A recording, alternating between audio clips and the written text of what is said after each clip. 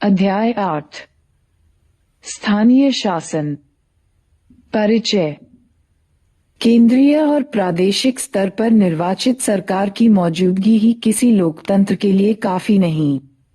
लोकतंत्र के लिए यह भी जरूरी है कि स्थानीय स्तर पर स्थानीय मामलों की देखभाल करने वाली एक निश्चित सरकार हो। इस अध्याय में हम अपने देश में मौजूद स्थानीय सरकार की बनावट का अध्ययन करेंगे। हम यह भी पढ़ेंगे कि स्थानीय सरकार का क्या महत्व है और उसे स्वतंत्र रूप से शक्ति प्रदान करने के क्या रास्ते हैं। यह अध्याय पढ़ने के बाद आप जान सकेंगे कि स्थानीय शासकीय निकायों का महत्व क्या है। संविधान के 73वें और 74वें संशोधन के अंतर्गत क्या प्रावधान किए गए हैं और स्थानीय शासकीय निकायों के काम और जिम्मेदारियां कौन कौन सी हैं। स्थानीय सरकार क्यों? मध्य प्रदेश का एक जिला है सीहोर। गीता राठौड़ इसी जिले के जमनिया तालाब ग्राम पंचायत की रहने वाली हैं। एक आरक्षित सीट से सन 1995 में गीता सरपंच निर्वाचित हुई, लेकिन सन 2000 में गांव वालों ने अच्छे कामों का इनाम देते हुए गीता को दोबारा चुना। इस बार गीता एक सामान्य सीट से चुनी गई। गीता गृहिणी हुआ करती थी, लेकिन वह राजनीतिक रूप से एक दूरदर्शी नेता बनकर उभरी। उन्होंने अपनी पंचायत की जनशक्ति का इस्तेमाल तालाब को पक्का बनवाने, स्कूल की इमारत और गांव में सड़क बनवाने में किया। गीता ने अपनी पंचायत की सामूहिक शक्ति का इस्तेमाल महिलाओं पर होने वाली घरेलू हिंसा और अत्याचार से लड़ने, पर्यावरण के प्रति जागरूकता पैदा करने और अपने गांव में वन तथा जल प्रबंधन को बढ़ावा देने में किया। पंचायत राज अपडेट, खंड 11 सम 3 फरवरी 2004। सफल महिला की ऐसी ही एक कथा और है। यह महिला तमिलनाडु के एक गांव वेगवसल की सरपंच थी। सन 1997 में तमिलनाडु की सरकार ने 71 सरकारी कर्मचारियों को 2-2 हेक्टेयर जमीन आवंटित की। यह जमीन वेगिवसल ग्राम पंचायत के दायरे में थी। उच्चतर अधिकारियों के निर्देश पर कांचीपुरम जिले के कलेक्टर ने गवसल ग्राम पंचायत के सरपंच को आदेश दिया कि आवंटित जमीन के संबंध में जो फैसला लिया जा चुका है, उसे मानते हुए ग्राम पंचायत से इस आशय का प्रस्ताव पारित कराए। सरपंच और ग्राम पंचायत ने कलेक्टर के इस आदेश को मानने से इनकार कर दिया। कलेक्टर ने जमीन के अधिग्रहण का आदेश दिया। ग्राम पंचायत ने कलेक्टर की इस कार्रवाई के विरोध में मद्रास उच्च न्यायालय में एक याचिका दायर की। उच्च न्यायालय की एकल खंडपीठ ने कलेक्टर के आदेश को जायज बताया। अदालत का फैसला था कि इस संबंध में ग्राम पंचायत की अनुमति लेने की जरूरत नहीं है। पंचायत ने इस फैसले के खिलाफ खंडपीठ के पास अपील की। खंडपीठ ने एकल न्यायाधीश के फैसले को उलट दिया। न्यायाधीशों का फैसला था कि सरकारी आदेश पंचायत की शक्तियों की अवहेलना तो करता ही है, यह पंचायत की संवैधानिक हैसियत का भी सरासर उल्लंघन है। पंचायत राज अपडेट, खंड 12 जून 2005। ये दोनों कथाएं अलग अलग नहीं हैं। स्थानीय शासन की संस्थाओं को सन 1993 में संवैधानिक दर्जा प्रदान किया गया। इसके बाद से पूरे भारत में बड़े पैमाने पर बदलाव की लहर चल पड़ी है। ये कथाएं इस बदलाव का सबूत पेश करती हैं। गांव और जिला स्तर के शासन को स्थानीय शासन कहते हैं। स्थानीय शासन आम आदमी के सबसे नजदीक का शासन है। स्थानीय शासन का विषय है आम नागरिक की समस्याएं और उसकी रोजमर्रा की जिंदगी। स्थानीय शासन की मान्यता है कि स्थानीय ज्ञान और स्थानीय हित लोकतांत्रिक फैसला लेने के अनिवार्य घटक हैं। कारगर और जनहितकारी प्रशासन के लिए भी यह जरूरी है। स्थानीय शासन का फायदा यह है कि यह लोगों के सबसे नजदीक होता है और इस कारण उनकी समस्याओं का समाधान बहुत तेजी से तथा कम खर्चे में हो जाता है। गीता राठौड़ वाले मामले में हमने देखा कि उन्होंने ग्राम पंचायत के सरपंच के रूप में सक्रिय भूमिका निभाते हुए जमनिया तालाब पंचायत में बड़ा बदलाव कर दिखाया। वेंगिवसल गांव की जमीन पर उस गांव का ही हक रहा। अपनी जमीन के साथ क्या करना है यह फैसला करने का अधिकार भी गांव के हाथ में रहा। ऐसा ग्राम पंचायत के सरपंच और पंचायत के सदस्यों के जुझारू प्रयासों के कारण संभव हुआ। इस तरह स्थानीय शासन लोगों के स्थानीय हितों की रक्षा में अत्यंत कारगर साबित हो सकता है। लोकतंत्र का मतलब है सार्थक भागीदारी। लोकतंत्र का रिश्ता जवाबदेही से भी है। जीवंत और मजबूत स्थानीय शासन सक्रिय भागीदारी और उद्देश्यपूर्ण जवाबदेही को सुनिश्चित करता है। गीता राठौड़ की कहानी प्रतिबद्धता के साथ लोकतंत्र में भागीदारी करने की घटनाओं में एक है। वेंगिवसल ग्राम पंचायत ने अपनी जमीन पर अपना हक बनाए रखने के लिए अथक प्रयास किया। यह जवाबदेही को सुनिश्चित करने के एक मिशन की मिसाल है। स्थानीय शासन के स्तर पर आम नागरिक को उसके जीवन से जुड़े मसलों, जरूरतों और उसके विकास के बारे में फैसला लेने की प्रक्रिया को शामिल किया जा सकता है। जो काम स्थानीय स्तर पर किए जा सकते हैं वे काम स्थानीय लोगों और उनके नुमाइंदों के हाथ में रहने चाहिए। लोकतंत्र के लिए यह जरूरी है। आम जनता प्रादेशिक अथवा केंद्रीय सरकार से कहीं ज्यादा परिचित स्थानीय शासन से होती है। स्थानीय शासन क्या कर रहा है और क्या करने में नाकाम रहा है, आम जनता का इस सवाल से कहीं ज्यादा सरोकार होता है, क्योंकि इस बात का सीधा असर उसकी रोजमर्रा की जिंदगी पर पड़ता है। इस तरह स्थानीय शासन को मजबूत करना लोकतांत्रिक प्रक्रिया को मजबूत बनाने के समान है। भारत में स्थानीय शासन का विकास। आइए इस बात की चर्चा करें कि भारत में स्थानीय शासन का विकास कैसे हुआ और हमारे संविधान में इसके बारे में क्या कहा गया है। माना जाता है कि अपना शासन खुद चलाने वाले ग्राम समुदाय प्राचीन भारत में सभा के रूप में मौजूद थे। समय बीतने के साथ गांव की इन सभाओं ने पंचायत का रूप ले लिया। समय बदलने के साथ साथ पंचायतों की भूमिका और काम भी बदलते रहे। आधुनिक समय में स्थानीय शासन के निर्वाचित निकाय सन 1882 के बाद अस्तित्व में आए। उस वक्त लॉर्ड रिपन भारत का वायसराय था। उसने इन निकायों को बनाने की दिशा में पहलकदमी की। उस वक्त इसे मुकामी बोर्ड, लोकल बोर्ड कहा जाता था। बहरहाल इस दिशा में प्रगति बड़ी धीमी गति से हो रही थी। भारतीय राष्ट्रीय कांग्रेस ने सरकार से मांग की कि सभी स्थानीय बोर्डों को ज्यादा कारगर बनाने के लिए वह जरूरी कदम उठाए। गवर्नमेंट ऑफ इंडिया एक्ट 1919 के बनने पर अनेक प्रांतों में ग्राम पंचायत बने। सन 1935 के गवर्नमेंट ऑफ इंडिया एक्ट के बाद भी यह प्रवृत्ति जारी रही। भारतीय स्वतंत्रता संग्राम के दिनों में महात्मा गांधी ने जोर देकर कहा था कि आर्थिक और राजनीतिक सत्ता का विकेंद्रीकरण होना चाहिए। उनका मानना था कि ग्राम पंचायतों को मजबूत बनाना सत्ता के विकेंद्रीकरण का कारगर साधन है। विकास की हर पहलकदमी में स्थानीय लोगों की भागीदारी होनी चाहिए ताकि यह सफल हो। इस तरह पंचायत को सहभागी लोकतंत्र को स्थापित करने के साधन के रूप में देखा गया। दिल्ली में बैठे गवर्नर जनरल के हाथ में बहुत ज्यादा शक्तियां थीं। हमारे स्वतंत्रता संग्राम की चिंताओं में यह बात भी शामिल थी।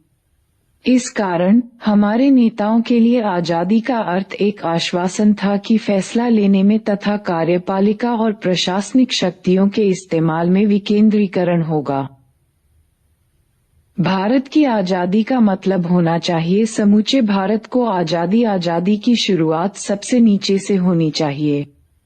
इस तरह हर गांव एक गणराज्य होगा। इसका मतलब यह है कि हर गांव को आत्मनिर्भर और अपने मामलों को खुद निपटाने में काबिल होना पड़ेगा। अनगिनत गांवों से बने इस ढांचे में आगे की ओर फैलते और ऊपर चढ़ते दायरे होंगे। जीवन एक पिरामिड की तरह होगा जिसमें शीर्ष आधार पर टिका होगा। महात्मा गांधी। जब संविधान बना तो स्थानीय शासन का विषय प्रदेशों को सौंप दिया गया। संविधान के नीति निर्देशक सिद्धांतों में भी इसकी चर्चा है। इसमें कहा गया है कि देश की हर सरकार अपनी नीति में इसे एक निर्देशक तत्व मानकर चले। जैसा कि आपने अध्याय 2 में पढ़ा, राज्य के नीति निर्देशक सिद्धांतों का अंग होने के कारण संविधान का यह प्रावधान अदालतीवाद के दायरे में नहीं आता और इसकी प्रकृति प्रधानत सलाह मशविरे की है। ऐसा लगता है कि स्थानीय शासन के मसले को, जिसमें पंचायत भी शामिल है, संविधान में यथोचित महत्व नहीं मिला। क्या आप जानते हैं कि ऐसा क्यों हुआ? यहाँ कुछ कारण बताए जा सकते हैं। पहली बात तो यह कि देश विभाजन की खलबली के कारण संविधान का झुकाव केंद्र को मजबूत बनाने का रहा। नेहरू खुद अति स्थानीयता को राष्ट्र की एकता और अखंडता के लिए खतरा मानते थे। दूसरे, संविधान सभा में डॉक्टर B.R. अम्बेडकर के नेतृत्व में एक मजबूत आवाज उठ रही थी। इसका कहना था कि ग्रामीण भारत में जाति पांति और आपसी फूट का बोलबाला है। स्थानीय शासन का उद्देश्य तो बड़ा अच्छा है, लेकिन ग्रामीण भारत के ऐसे माहौल में यह उद्देश्य ही मटियामेट हो जाएगा। बहरहाल, किसी भी सदस्य ने विकास योजनाओं में जन भागीदारी के महत्व से इनकार नहीं किया। संविधान सभा के बहुत से सदस्य चाहते थे कि भारत में लोकतंत्र का आधार ग्राम पंचायत हो, लेकिन उन्हें इस बात की गहरी चिंता थी कि गांवों में गुटबाजी तथा अन्य बुराइयों के मौजूद होते ऐसा करना शायद ठीक न हो। स्वतंत्र भारत में स्थानीय शासन। संविधान के 73वें और 74वें संशोधन के बाद स्थानीय शासन को मजबूत आधार मिला, लेकिन इससे पहले भी स्थानीय शासन के निकाय बनाने के लिए कुछ प्रयास हो चुके थे। इस सिलसिले में पहला नाम आता है 1952 के सामुदायिक विकास कार्यक्रम कम्युनिटी डेवलपमेंट प्रोग्राम का। इस कार्यक्रम के पीछे सोच यह थी कि स्थानीय विकास की विभिन्न गतिविधियों में जनता की भागीदारी हो। इसी पृष्ठभूमि में ग्रामीण इलाकों के लिए एक त्रिस्तरीय पंचायती राज व्यवस्था की सिफारिश की गई। कुछ प्रदेश, मसलन गुजरात, महाराष्ट्र ने सन 1960 में निर्वाचन द्वारा बने स्थानीय निकायों की प्रणाली अपनाई, लेकिन अनेक प्रदेशों में इन स्थानीय निकायों की शक्ति इतनी नहीं थी कि वे स्थानीय विकास की देखभाल कर सकें। ये निकाय वित्तीय मदद के लिए प्रदेश तथा केंद्रीय सरकार पर बहुत ज्यादा निर्भर थे। कई प्रदेशों ने तो यह तक नहीं माना कि निर्वाचन द्वारा स्थानीय निकाय स्थापित करने की जरूरत भी है। ऐसे बहुत से उदाहरण हैं जहां स्थानीय निकायों को भंग करके स्थानीय शासन का जिम्मा सरकारी अधिकारी को सौंप दिया गया। कई प्रदेशों में अधिकांश स्थानीय निकायों के चुनाव अप्रत्यक्ष रीति से हुए। अनेक प्रदेशों में स्थानीय निकायों के चुनाव समय समय पर स्थगित होते रहे। सन 1987 के बाद स्थानीय शासन की संस्थाओं के गहन पुनरावलोकन की शुरुआत हुई। सन 1989 में पीके भुंगन समिति ने स्थानीय शासन के निकायों को संवैधानिक दर्जा प्रदान करने की सिफारिश की। समिति की सिफारिश थी कि स्थानीय शासन की संस्थाओं के चुनाव समय समय पर कराने, उनके समुचित कार्यों की सूची तय करने तथा ऐसी संस्थाओं को धन प्रदान करने के लिए संविधान में संशोधन किया जाए। कहां पहुंचे, क्या समझे? नेहरू और डॉक्टर अंबेडकर दोनों स्थानीय शासन के निकायों को लेकर खास उत्साहित नहीं थे। क्या स्थानीय शासन को लेकर उनकी आपत्तियां एक जैसी थीं? सन 1992 से पहले स्थानीय शासन को लेकर संवैधानिक प्रावधान क्यों था? सन 1960 और 1970 के दशक में किन प्रदेशों में स्थानीय शासन की स्थापना हुई? संविधान का 73वां और 74वां संशोधन। सन 1989 में केंद्र सरकार ने 2 संविधान संशोधनों की बात आगे बढ़ाई। इन संशोधनों का लक्ष्य था स्थानीय शासन को मजबूत करना और पूरे देश में इसके कामकाज तथा बनावट में एकरूपता लाना। ब्राजील के संविधान में प्रांत, संघीय, जिले तथा नगरपालिका परिषद की व्यवस्था है। इनमें से हर एक को स्वतंत्र शक्तियां प्रदान की गई हैं। इनका न्यायाधिकार भी अलग अलग है। जिस तरह गणराज्य, रिपब्लिक, राज्यों के कामकाज में हस्तक्षेप संविधान में बताई गई स्थितियों के अतिरिक्त नहीं कर सकता, ठीक उसी तरह राज्य भी नगरपालिका परिषद के कामकाज में हस्तक्षेप नहीं कर सकते। यह प्रावधान स्थानीय शासन की शक्ति को सुरक्षा प्रदान करता है। बाद में सन 1992 में संविधान के 73वें और 74वें संशोधन को संसद ने पारित किया। संविधान का 73वां संशोधन गांव के स्थानीय शासन से जुड़ा है। इसका संबंध पंचायती राज व्यवस्था की संस्थाओं से है।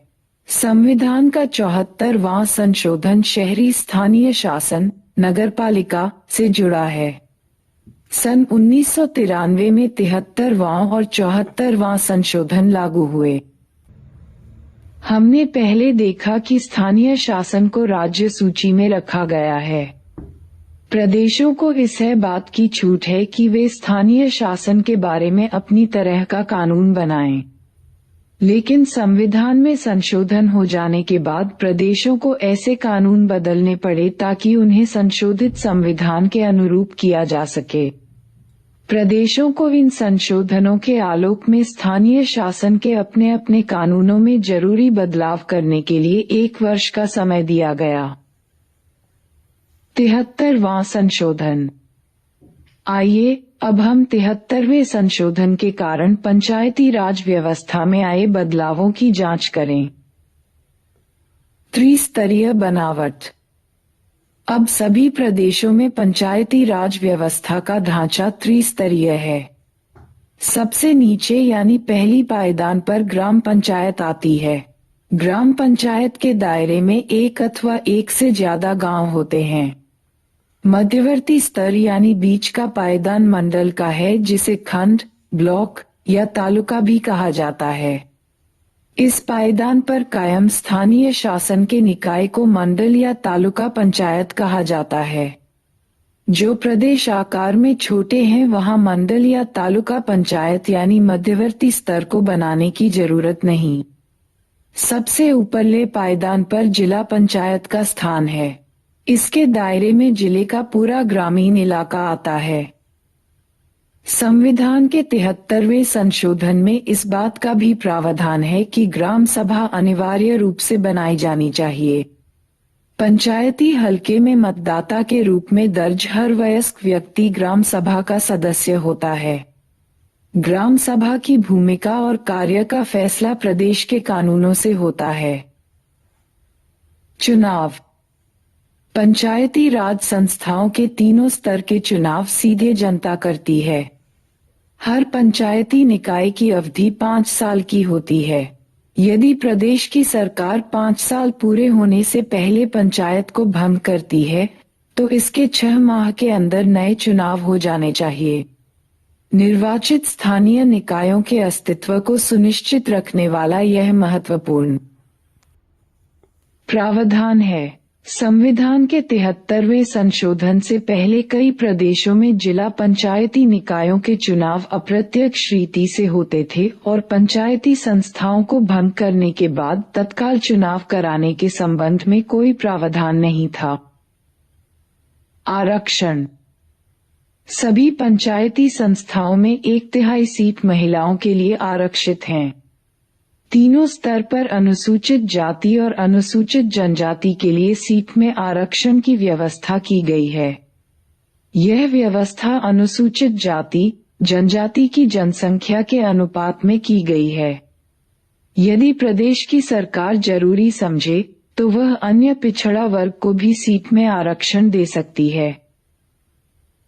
यहाँ यह बात गौरतलब है कि यह आरक्षण पंचायत के मात्र साधारण सदस्यों की सीट तक सीमित नहीं है। तीनों ही स्तर पर अध्यक्ष, चेयरपर्सन पद तक आरक्षण दिया गया है। इसके अतिरिक्त सिर्फ सामान्य श्रेणी की सीटों पर ही महिलाओं को 1/3 आरक्षण नहीं दिया गया, बल्कि अनुसूचित जाति, अनुसूचित जनजाति के लिए आरक्षित सीट पर भी महिलाओं के लिए 1/3 आरक्षण की व्यवस्था है। इसका अर्थ यह हुआ कि कोई सीट महिला उम्मीदवार और अनुसूचित जाति, जनजाति के सदस्य के लिए साथ-साथ आरक्षित की जा सकती है। इस तरह सरपंच का पद कोई दलित अथवा आदिवासी महिला धारण कर सकती है। विषयों का स्थानांतरण। ऐसे 29 विषय जो पहले राज्य सूची में थे, अब पहचान कर संविधान की 11वीं अनुसूची में दर्ज कर लिए गए हैं। इन विषयों को पंचायती राज संस्थाओं को हस्तांतरित किया जाना है। अधिकांश मामलों में इन विषयों का संबंध स्थानीय स्तर पर होने वाले विकास और कल्याण के कामकाज से है। इन कार्यों का वास्तविक हस्तांतरण प्रदेश के कानून पर निर्भर है। हर प्रदेश यह फैसला करेगा कि इन 29 विषयों में से कितने को स्थानीय निकायों के हवाले करना है। अनुच्छेद 243(6) पंचायतों की शक्ति, प्राधिकार और उत्तरदायित्व किसी प्रदेश की विधायिका कानून बनाकर 11वीं अनुसूची में दर्ज मामलों में पंचायतों को ऐसी शक्ति और प्राधिकार प्रदान कर सकती है। 11वीं अनुसूची में दर्ज कुछ विषय: 1. कृषि। 3. लघु सिंचाई, जल प्रबंधन, जल संचय का विकास। 18. लघु उद्योग, इसमें खाद्य प्रसंस्करण के उद्योग शामिल हैं। 10. ग्रामीण आवास। 11. पेयजल। 13. सड़क, पुलिया। 14. ग्रामीण विद्युतीकरण। 16. गरीबी उन्मूलन कार्यक्रम। 17. शिक्षा, इसमें प्राथमिक और माध्यमिक स्तर की शिक्षा शामिल है। 18. तकनीकी प्रशिक्षण और व्यावसायिक शिक्षा। 19. वयस्क और अनौपचारिक शिक्षा। 20. पुस्तकालय।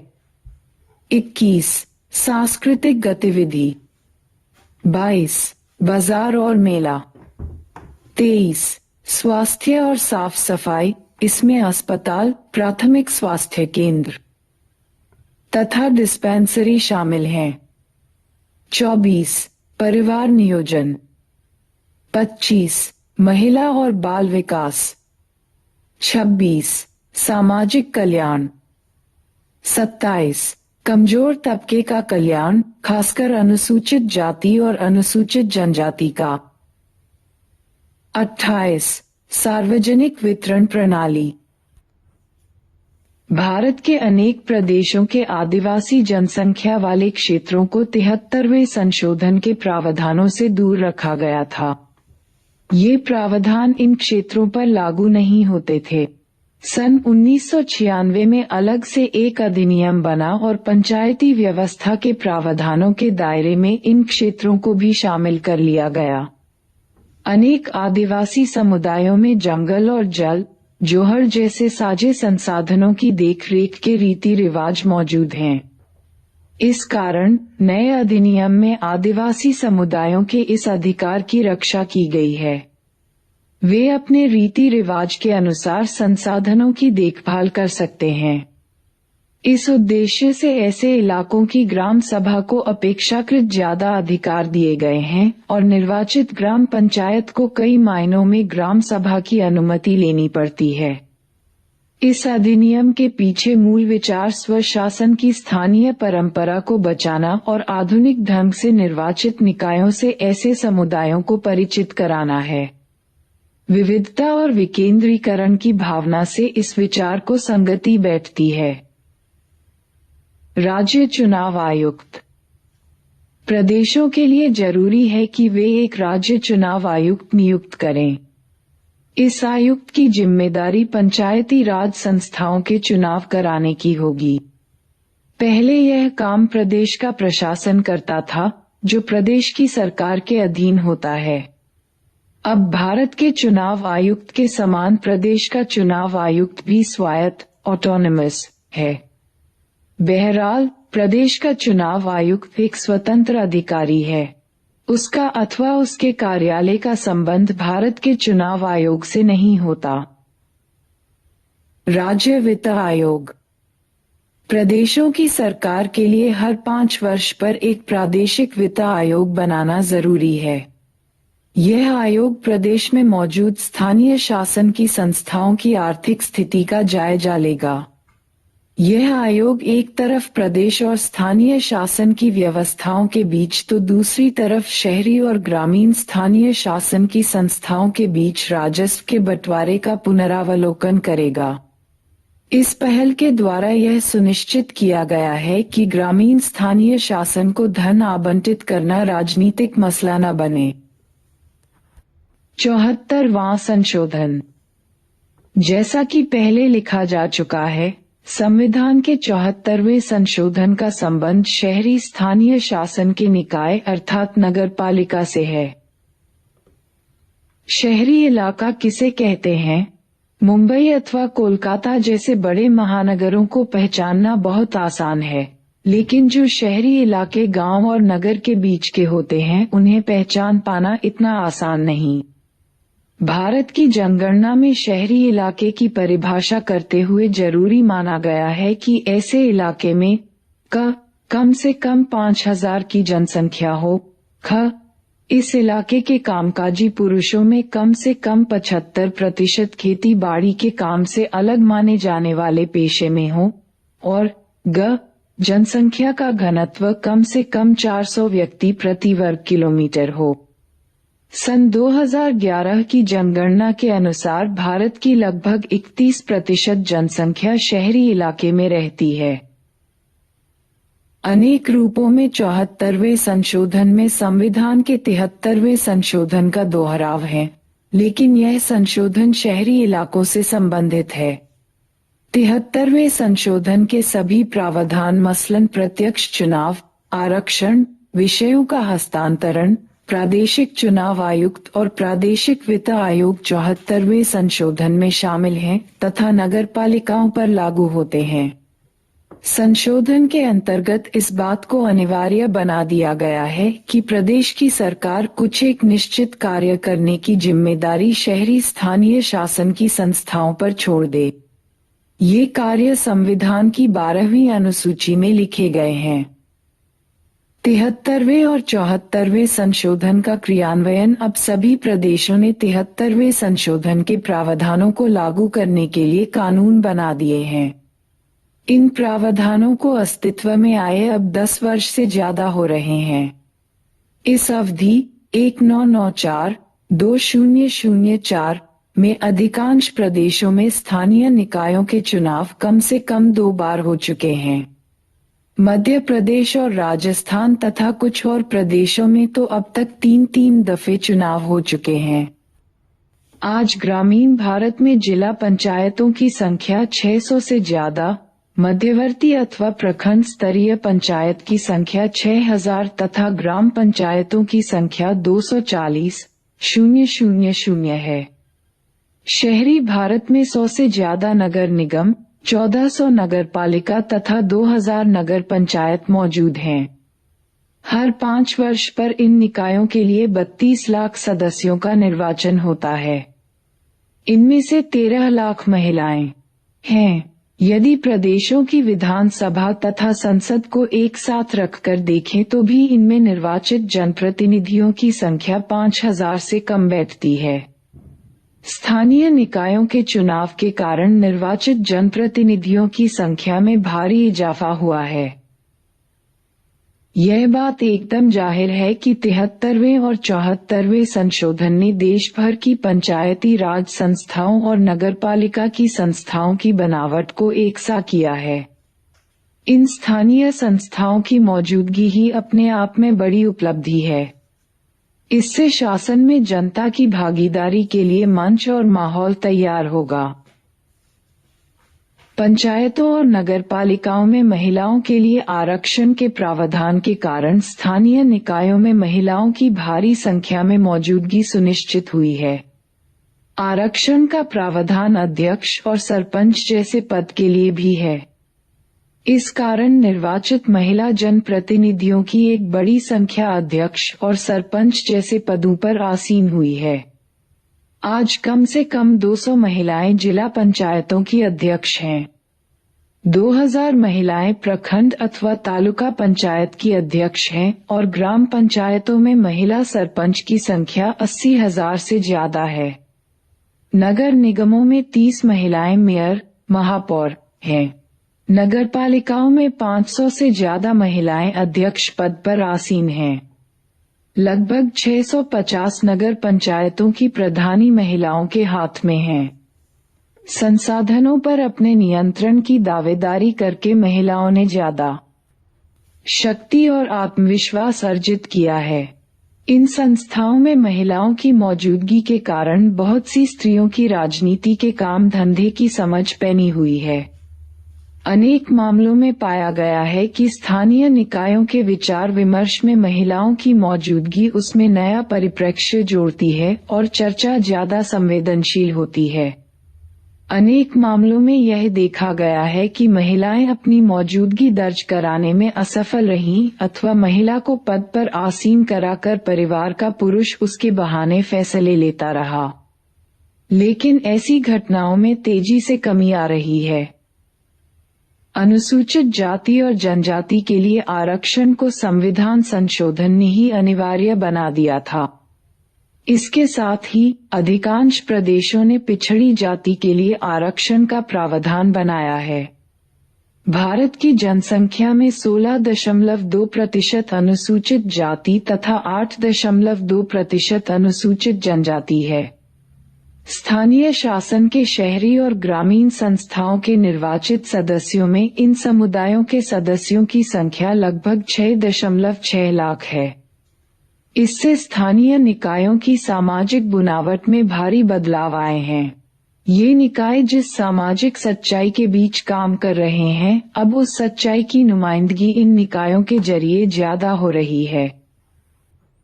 कभी कभी इससे तनाव पैदा होता है। जो तबका सामाजिक रूप से प्रभावशाली होने के कारण गांव पर अपना नियंत्रण रखता था, वह अपने इस दबदबे को छोड़ना नहीं चाहता। इससे सत्ता के लिए संघर्ष तेज हो जाता है। लेकिन तनाव और संघर्ष हमेशा बुरे नहीं होते। जब भी लोकतंत्र को ज्यादा सार्थक बनाने और ताकत से वंचित लोगों को ताकत देने की कोशिश होगी, तो समाज में संघर्ष और तनाव होना ही है। संविधान के संशोधन ने 29 विषयों को स्थानीय शासन के हवाले किया है। ये सारे विषय स्थानीय विकास तथा कल्याण की जरूरतों से संबंधित हैं। स्थानीय शासन के कामकाज के पिछले दशकों के अनुभव बताते हैं कि भारत में इसे अपना कामकाज स्वतंत्रतापूर्वक करने की छूट बहुत कम है। अनेक प्रदेशों ने अधिकांश विषय स्थानीय निकायों को नहीं सौंपे थे। इसका मतलब यह है कि स्थानीय निकाय कारगर ढंग से काम नहीं कर सकते थे। इस तरह इतने सारे जनप्रतिनिधियों को निर्वाचित करने का पूरा काम बस प्रतीकात्मक बनकर रह गया। कुछ लोग स्थानीय निकायों के निर्माण की यह कहकर आलोचना करते हैं कि इससे प्रादेशिक और केंद्रीय स्तर पर जिस तरह से फैसले लिए जाते हैं, उसमें कोई बदलाव नहीं आता।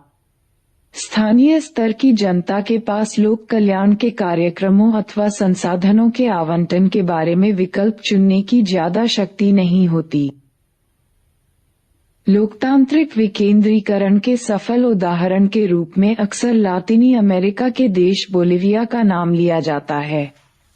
सन 1994 में पॉपुलर पार्टिसिपेशन लॉ, जनभागीदारी कानून के तहत विकेंद्रीकरण करके सत्ता स्थानीय स्तर को सौंपी गई।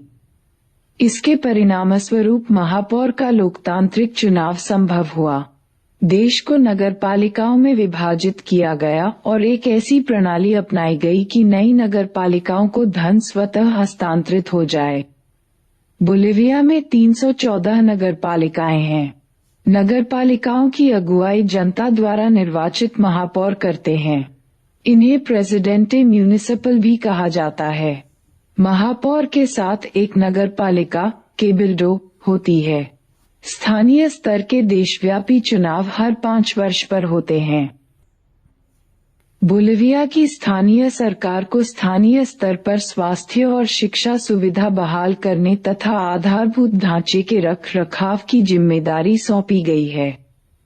बोलिविया में देशव्यापी राजस्व उगाही का 20% नगरपालिकाओं को प्रति व्यक्ति के हिसाब से दिया जाता है। नगरपालिका को मोटर वाहन, शहरी संपदा तथा बड़ी कृषि संपदा पर कर लगाने का अधिकार है। इन नगरपालिकाओं के बजट का अधिकांश हिस्सा वित्तीय हस्तांतरण की प्रणाली के जरिए प्राप्त होता है। स्थानीय निकायों के पास अपना कह सकने लायक धन बहुत कम होता है। स्थानीय निकाय प्रदेश और केंद्र की सरकार पर वित्तीय मदद के लिए निर्भर होते हैं।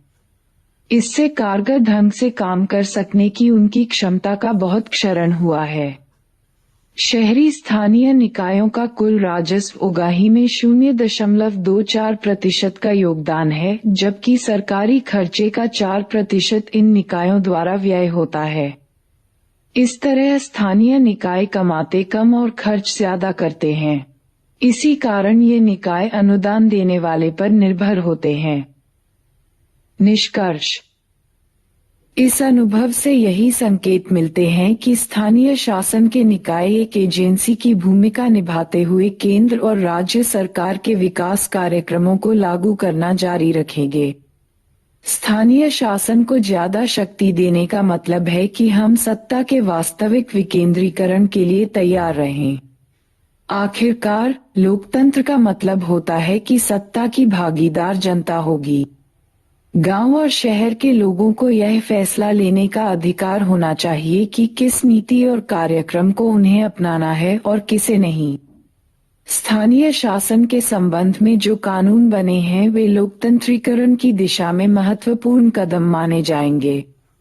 लेकिन लोकतंत्र की असली परीक्षा कानूनी प्रावधानों में नहीं बल्कि इन प्रावधानों को अमली जामा पहनाने में होती है।